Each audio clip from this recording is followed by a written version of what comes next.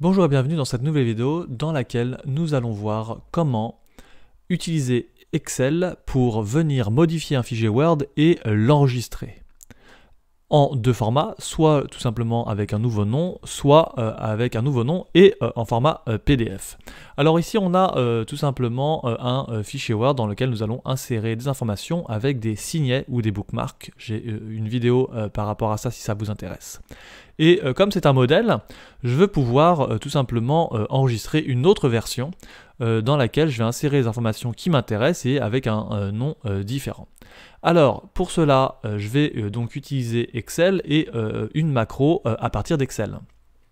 Alors à partir d'Excel, j'ai donc ma macro qui d'abord va être constituée bien entendu de mes variables, parmi lesquelles j'ai les trois premières qui sont vraiment par rapport à ouvrir le modèle et interagir avec Word, et les trois dernières ici qui sont vraiment pour constituer le chemin du nom en fait du fichier qu'on va enregistrer. Alors, on distingue ici un fichier, un chemin pardon, pour enregistrer sous un format Word classique et un chemin pour enregistrer sous un format PDF. Alors tout simplement ce que j'ai d'abord fait c'est définir le dossier dans lequel on va enregistrer les fichiers. Et ici c'est le chemin d'accès du fichier qui est donc mon fichier modèle de Word, donc qui s'appelle fichier Word pour signet.docx.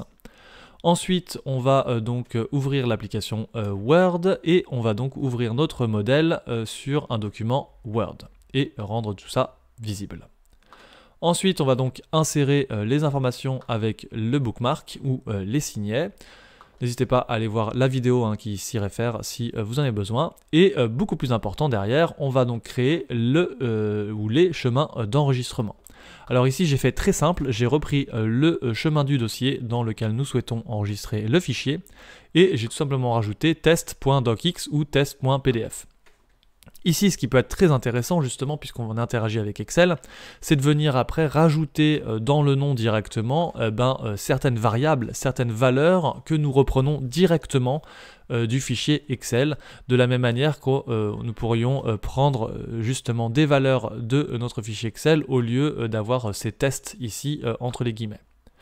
Et le plus important donc pour enregistrer, on va faire WordDoc, qui est donc notre variable objet du document Word.saveas, et on rajoute ici tout simplement notre variable de chemin du nom du fichier pour lequel on veut enregistrer tout ça.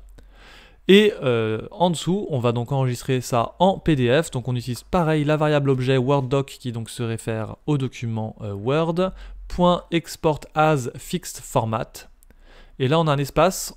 On a le output file name qui est donc à 2 points égal chemin PDF qui est donc notre variable du chemin que nous avons défini juste au-dessus. Virgule et l'export format qui est donc a égale à 17. Alors j'insiste beaucoup sur cette ligne ici puisque c'est une ligne qui est très dure à trouver. Ça a pris plusieurs heures de trouver la bonne qui marchait bien dans mon cas précis.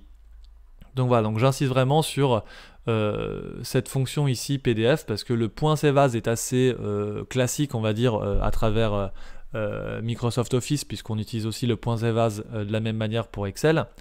Autant là, le export as fixed format pour le PDF, le export format égale 17 est assez peu utilisé derrière en termes d'Excel. Donc voilà, donc c'est vraiment la fonction à retenir.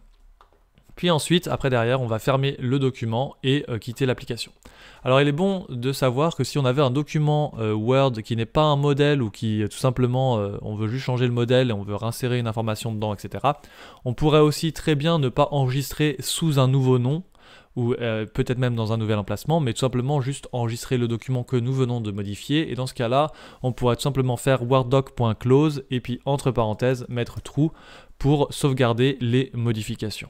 Voilà, c'est la même manière qu'Excel, on peut mettre ici tout simplement un paramètre sur le point close.